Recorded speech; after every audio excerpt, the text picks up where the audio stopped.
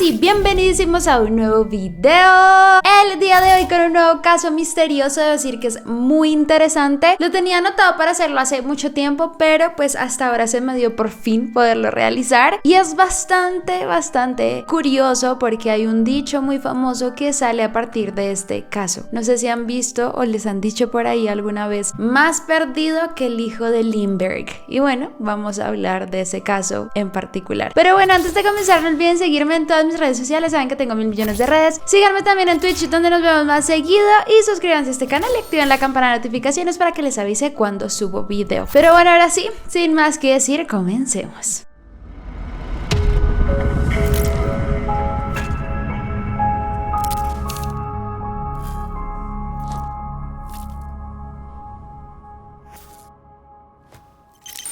El caso de Charles Lindbergh Jr.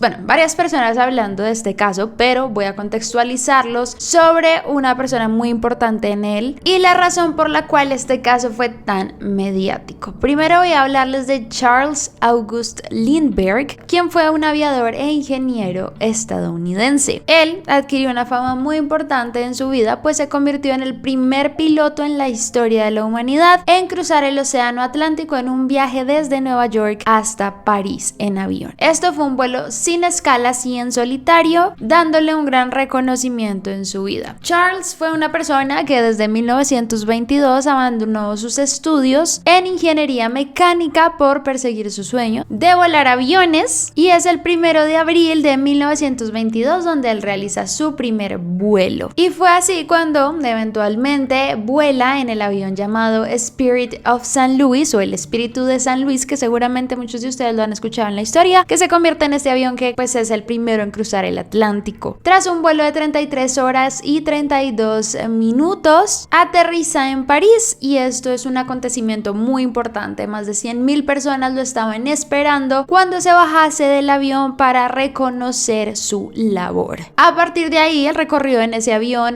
más de 16 países a lo largo del mundo, haciendo el llamado Goodwill Tour por diferentes países, entre esos México, Honduras, Nicaragua, Colombia, Panamá, Cuba, Haití, entre muchos otros más. Y bueno, aparte de esa vida profesional y ese reconocimiento que él tenía, porque para la época se convirtió sin duda en una de las personas más famosas e influyentes del momento, él durante toda esa travesía de ser piloto conoce a la que se convertiría eventualmente en su esposa, Anne Morrow Lindbergh, ya con su apellido de casada. Era hija de Wright Morrow, quien pertenecía ahora a uno de los socios de la famosa firma J.P. Morgan & Co. Ellos se casan el 27 de mayo de 1929 y eventualmente se van a vivir a New Jersey. Ella también se convierte, digamos que en la compañera de aventuras de Charles, y lo acompaña en todas sus travesías a partir de ahí que hizo en avión. Ya después de mucho tiempo de estar en el ojo público, y ya cuando tuvieron su primer hijo, decidieron ya como retirarse y formar una familia en un espacio mucho más tranquilo. Ellos tuvieron 6 hijos, siendo el primero Charles August Lindbergh Jr., John Morrow Lindbergh, Land Morrow Lindbergh, Anne Lindbergh,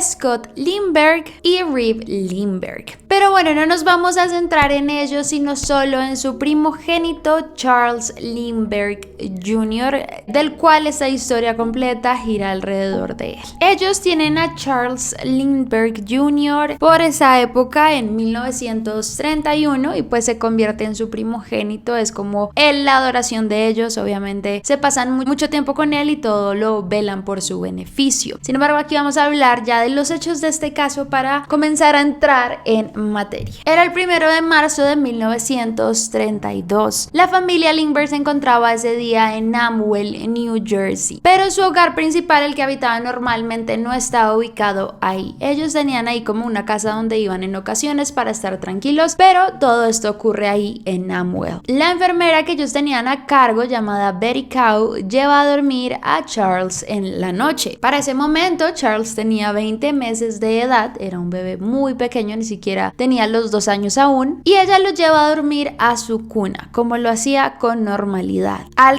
Dicen que alrededor de las 9:30, Charles papá escucha como un ruido, pero él cree que eran los listones de unas cajas de naranjas que se habían desatado y habían tumbado estas, así que no prestaron pues bastante atención a lo sucedido. Sin embargo, a las 10 de la noche, Betty vuelve a subir nuevamente a la habitación para revisar cómo está el bebé, pero es ahí donde no lo encuentra en su cuna. Ella va entonces a donde la señora Lindbergh y le pregunta si el bebé está con ella, si ella lo ha tomado, y ella dice: no, no está conmigo. Y luego también le dicen a Charles: papá, sí, pues está con él, pero no es así. Así que él rápidamente sube a la habitación y se dan cuenta que el bebé no está. Trataron de pensar si se había podido salir, si caminó a algún lado, pero no había forma que él pudiera salir por sí mismo de la cuna, así que buscaron por todo lado en caso tal de que algo así hubiera ocurrido, pero no lo hallaron. Obviamente llamaron inmediatamente a la policía mientras ellos seguían viendo la propiedad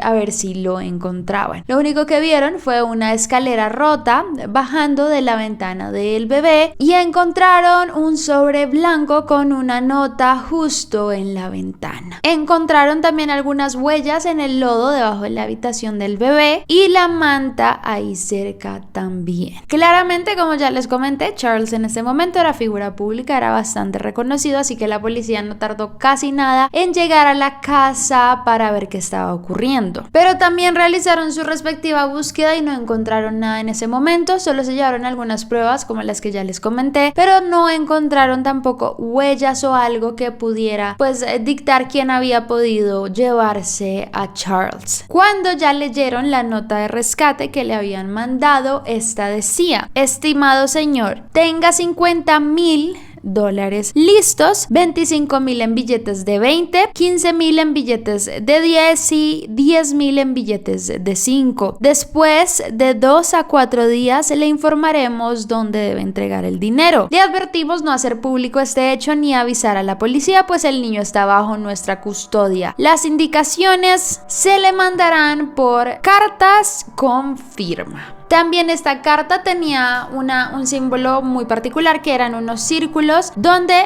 los rodeaba también otros círculos rojos y unos puntos azules. Descubrieron que esto estaba escrito por solo una persona en específico y también determinaron que por errores ortográficos parecía que no era una persona que fuera estadounidense. Y de ahí inicia la investigación de este famoso e importante caso, que son varios meses tratando de seguir la pista a ver dónde está el bebé. Ellos seguían recibiendo bastantes cartas con indicaciones, fueron 3 en total, así que no les voy a hablar qué decía cada una porque obviamente pues sería bastante extenso, pero en resumidas cuentas les daban indicaciones de cómo entregar dinero o hacer ciertas cosas. Para esa época el doctor Condon era un hombre que se encargaba de investigaciones y él decidió, digamos que liderar esta como tal. Condon se convirtió en el intermediario entre las personas que tenían secuestrado a Charlie y pues la familia y la policía. A pesar de lo que decía la primera nota, obviamente Charles papá no se negó a no llamar a la policía, sino que pues hizo que fueran parte del plan todo el tiempo. De ahí comenzaron, como les digo, a recibir más notas con diferentes exigencias, pero recibieron una eventualmente donde estaban comenzando a amenazar a la familia de subir el pago que les habían pedido a 70,000 y luego a $100,000. Esto en esa época era muchísimo dinero. Si hablamos, creo que yo alcancé a ver algo, si se hablaba de inflación o algo así, era pedir casi como si fuera $1,000,000. Como igual saben, Charles papá estaba en una condición muy buena, así que ellos pues digamos que lo podían pagar, pero digamos que dentro de las demandas que hacían dentro de estas cartas era comenzarse a comunicar a través de columnas de los diferentes periódicos y también pues hacer caso a las instrucciones que se dieran. Para el 1 de abril de 1932 reciben una nueva carta y le ordenan a Condon que tenga listo el dinero para la noche siguiente. Condon para ese momento respondió con un anuncio de prensa. Bueno, ustedes saben que en ese momento no había tecnología, o si son muy jóvenes pues no había WhatsApp, no había celular ni nada, así que todo tocaba con tiempito y pues con cartas a través del periódico se demoraban un poco en el proceso. La nota número 11 le llega a ellos por medio de un taxista. El taxista dijo que simplemente un hombre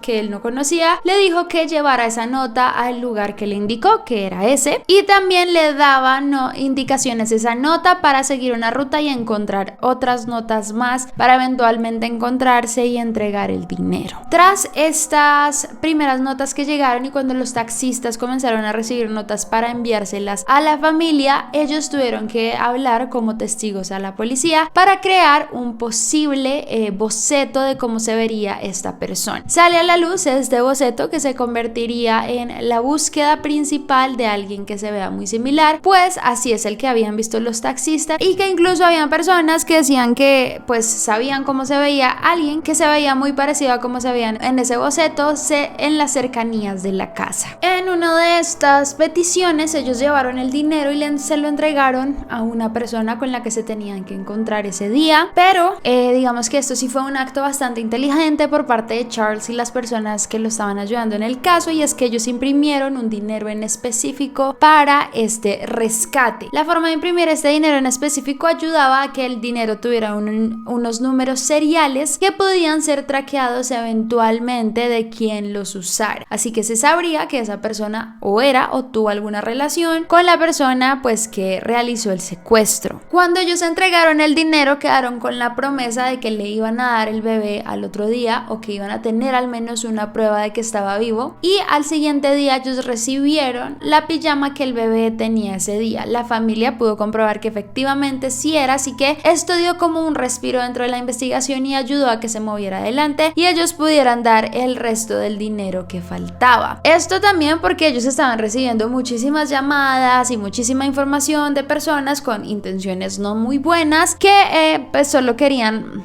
no sé, fama o robarse dinero también sin que fuera el bebé de verdad. Sin embargo, el bebé nunca apareció y digamos que el dinero se lo llevaron a pesar de que les habían dado todas las pruebas, y esto fue algo muy frustrante para la familia, así que por esa época, después, días después, semanas después, el FBI, y para este momento el director del FBI, J. Edgar Hoover, decidió ofrecer sus servicios en caso tal de que ellos necesitaran ayuda en la policía. Estoy hablando, y pues como el FBI no se involucra normalmente en casos, pues como era un caso bastante renombrado, ofrecieron el servicio. También comenzaron a ofrecer diferentes tipos de sumas de dinero con tal de recibir información: $25,000, $45,000, $50,000, y así pues iban aumentando a medida que pasaba el tiempo. Y para marzo de esa fecha, incluso un hombre llamado Gaston B. Means tuvo una discusión con una mujer llamada Evelyn Walsh McLean. Este Gastón era un hombre que era en realidad contrabandista, un estafador, un falsificador, entre muchas de esas cosas, y Evelyn era una heredera estadounidense bastante adinerada, muy amiga también de la familia Lindbergh, y ella también fue muy famosa en esta época porque fue la última propietaria del famoso diamante Hope. Ellos tuvieron una discusión sobre si este hombre podía ayudarla a encontrar a el hijo de Lindbergh, y él aseguró que en cuestión de semanas le ayudaría a hallar a estas personas. Él dijo que sabía quién había sido, pues uno de sus amigos lo escuchó hablando alguna ocasión sobre un gran secuestro, incluso le ofrecieron a él ser parte de ese, pero él no quiso, pero a cambio de eso le pidió a la señora Evelyn que le diera $100,000, pues a cambio del favor. Ella, igual como tenía bastante dinero y pues por la desesperación y ayudar también, quiso hacerlo y le dio el dinero, y a diario esperó para que le dieran al niño. Ella creyó fielmente en la palabra de este hombre, pues ella estaba segura que él sí sabía dónde estaba. Sin embargo, pasó mucho tiempo y el niño nunca volvió, así que ella le exigió a este hombre que le devolviera el dinero y él se negó, así que por esto ella decide demandarlo, y es allí donde la policía lo arresta en cargos de malversación de fondos. Entonces acá se ven las malas intenciones de muchas personas dentro de este caso y lo popular que era. Durante la investigación también ingresó una sospechosa para ser conspiradora dentro del caso. Como les digo, el niño fue secuestrado dentro de su casa en una hora donde todo el mundo estaba despierto, donde sus papás estaban haciendo cosas, donde las chicas que los ayudaban estaban por ahí. Incluso una llamada Violet Shape. Es muy raro que alguien se haya llevado al niño y no lo hayan escuchado llorar o moverse, aparte del sonido que escuchó Charles, pero no le prestaron mucha atención, o que el perro no se diera cuenta. Había algo un poco extraño en esta situación, además de que el secuestrador sabía exactamente cuál era la habitación, cómo subir y en qué momento en específico. Esto hizo que muchas personas pensaran que probablemente había un conspirador dentro de la casa que lo ayudó con este secuestro. Es allí donde, por alguna razón, Violet Shape, que era una de las ayudantes de la casa, pasa a ser una de las sospechosas, pues a ella la interrogaron, pero se ponía muy nerviosa, como que no sabía qué responder, siempre decía cosas diferentes, y a ella comenzaron a hacerle interrogatorios muy intensivos dentro de la investigación. Cuando iba a tener el cuarto interrogatorio frente a los jueces para saber qué es lo que había pasado, ella la noche anterior a esto ingirió un veneno que acabó con su vida. Obviamente para mí esto es muy sospechoso, pues es muy extraño que quisiera acabar con su vida justo cuando la estaban interrogando, pero dicen que muchos años después de tanta investigación, la policía la descartó, pues sus movimientos y lo que decía en muchas ocasiones sí tenía coherencia y concordaba con lo que ella hizo esa noche, pero no se sabe. Igual para mí es muy extraño que haya decidido quitarse la vida. Por esta época también muchas personas se unieron a ayudar en el caso, incluso Franklin D. Roosevelt, que era el presidente de ese momento, ayudó con su jurisdicción a comenzar a trabajar en este caso. También muchos coroneles de los militares y la policía decidieron unirse, e incluso muchos especulaban que probablemente esto tenía que ver con el crimen organizado. Varios de los que los ayudaban incluso trataron de meterse dentro de este crimen organizado o lugares clandestinos donde sabían que habían personas muy poderosas para buscar información. Incluso el mismo Al Capone, que en ese momento estaba en prisión, se ofreció a ayudar en este caso y a encontrar rápidamente al culpable a cambio de algún dinero o favores legales. Después siguieron igual llegando cartas pidiendo dinero y favores a cambio del niño. Incluso en una de estas decían que tenían que ir a un puerto y que había un barco y dentro del barco iba a estar el bebé. Ellos hicieron todo lo que él les dijo, pero cuando llegaron al barco no había absolutamente nada. Pero esto continuó así por mucho tiempo, en serio que fueron varios meses en ese tira y afloja en tratar de entender qué pasó. Pasaron 2 meses en que la policía recibía información, donde también les pedían cosas por hacer, pero nada se resolvía. Sin embargo, llegó un día bastante triste para este caso, que fue el 12 de mayo de ese mismo año, 1932, cuando un hombre que iba en un camión, él era un camionero, y se bajó a orinar acompañado de su asistente. Ellos eran Orville Wilson y William Allen. Ellos estaban ubicados a más o menos unos 7 o 8 kilómetros de la casa de los Lindbergh, y cuando uno de ellos se bajó a orinar, encontró el cuerpo sin vida del bebé. Como les digo, este caso fue tan famoso que él solo vio al bebé y ya sabía que era el hijo de los Lindbergh. Él reportó inmediatamente esto y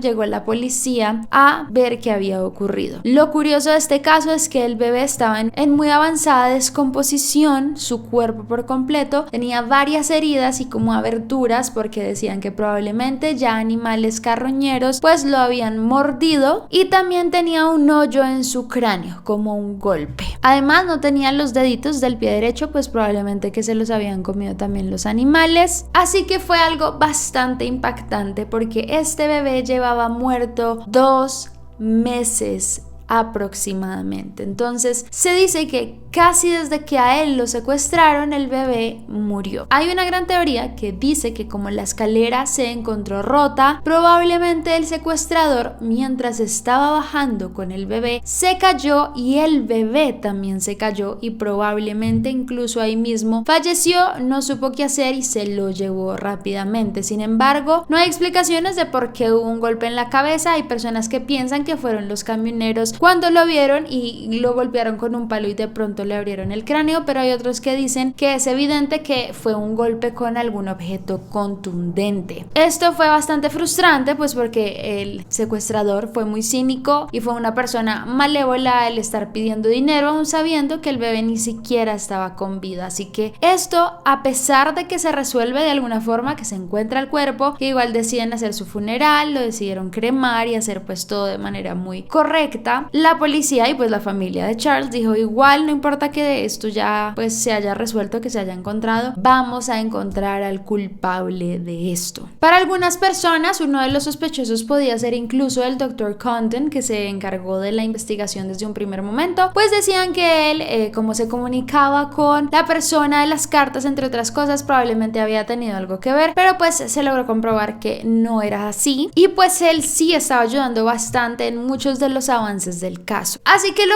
único que le quedaba a la policía por hacer era esperar que el dinero que le había dado Charles a este secuestrador se utilizara. Igual era muchísimo dinero, era alguien que evidentemente tenía una necesidad de este dinero y era tarde o temprano algún momento en el que iba a tener que utilizarlo. Ellos comenzaron a recibir diferentes reportes de muchos lugares, gasolinerías, tiendas, incluso bancos, donde alguien hacía transacciones finalmente con los números seriales de este dinero. Ellos hicieron un mapa traqueando los lugares donde pues lo hacía para ver más o menos en qué zona se ubicaba este hombre. Es ahí donde descubren que él se encontraba en Nueva York y pues comienzan a hacer un poco más preciso la investigación frente al lugar. Sin embargo, dicen por ahí, todo cae por su propio peso y eventualmente el 1 de mayo de 1933 un hombre llevó $2,980 a un banco para cambiarlos. Como les digo, este caso era tan popular que mucha gente tenía los números seriales y en este lugar no fue la excepción. Uno de los que lo atendió se dio cuenta que los billetes eran de los que estaban buscando, así que él anotó la placa del auto en la que el hombre venía. Después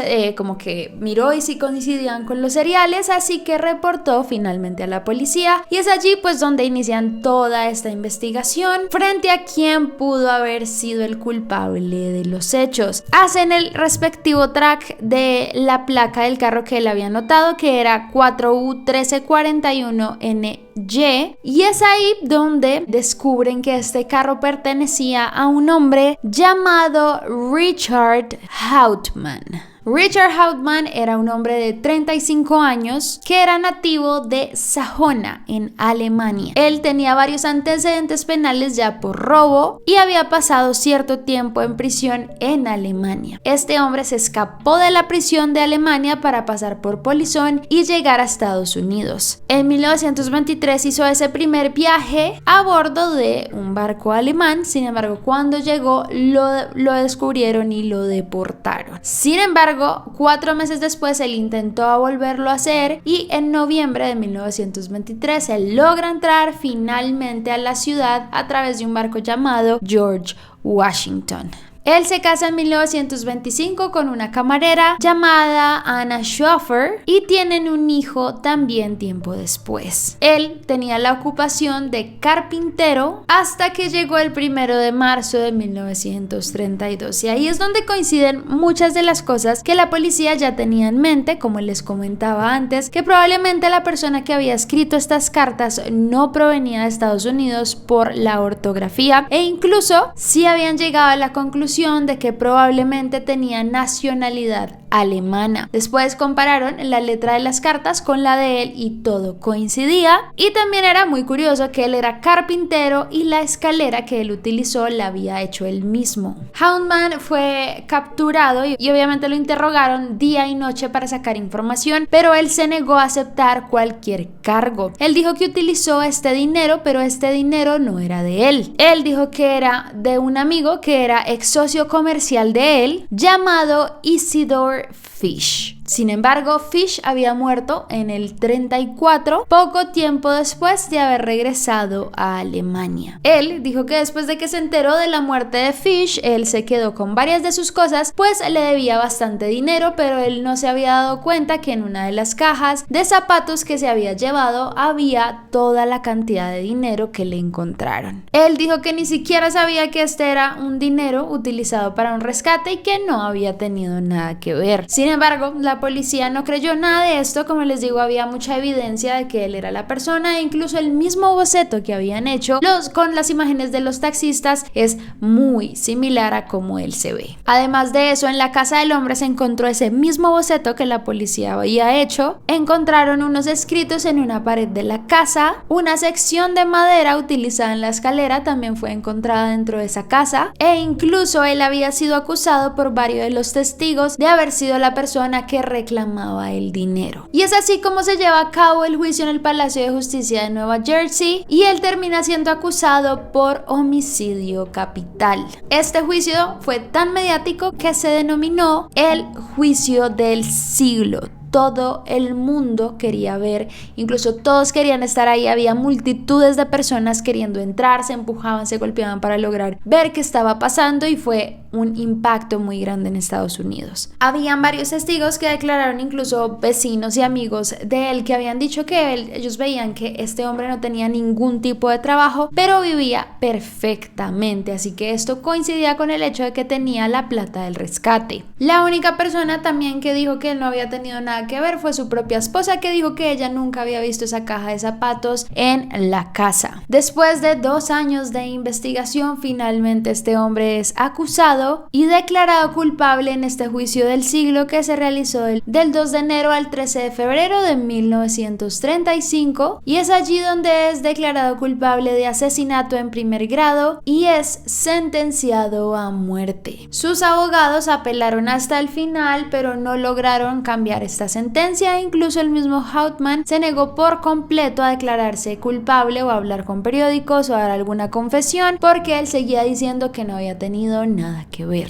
Fue electrocutado finalmente el 3 de abril de 1936. A pesar de todo, muchos investigadores y también periodistas generaron algunas polémicas después de la decisión, pues dicen que habían bastantes baches dentro de la investigación. No llevaron muchos testigos, no se habló de mucho del tema, pero pues la policía finalmente decidió darle sentencia al hombre. Su esposa siguió peleando el resto de su vida por la inocencia de su esposo y murió en 1994 sin conseguirlo. En varios libros que han salido a lo largo de la historia se logra ver en detalle muchas de las deficiencias y huecos dentro de la investigación y el por qué probablemente este hombre era inocente, y otros decían que sí era culpable. Se logró investigar que sí se comprobaba que era él, pero porque era dudoso o un poco polémico el haberlo ejecutado. A partir de todo esto, el gobierno creó una llamada Ley de Lindbergh, en donde aplica que cuando haya una víctima que es secuestrada, el transporte de esa víctima a otros estados también se cuente como un delito federal. Realmente es muy curioso todo este caso, por eso el dicho por ahí, más perdido que el hijo de Lindbergh, pues porque duró mucho tiempo en esta cuestión, así que ya saben. Pero pues nada, es una historia bastante increíble. ¿Será inocente? ¿No será inocente? Y pues nunca se sabrá a ciencia cierta, en caso tal de que haya sido el culpable él, por qué lo hizo y que llevó al bebé a su muerte. Hay todavía muchos baches en la investigación. ¿Se sabrá algún día? No se sabe, pero pues bueno, hasta aquí este video. Si les gustó muchísimo, no olviden dejar me gusta, los deditos arriba, coméntenme también. No olviden seguirme en todas mis redes sociales, saben que tengo 1000 millones de redes, y lo más importante, suscribirse a este canal y activar la campana de notificaciones para que les avise cuando subo video. Y ya está todo, muchas gracias por verme, no olviden seguir sus sueños y nos vemos en el próximo. Bye.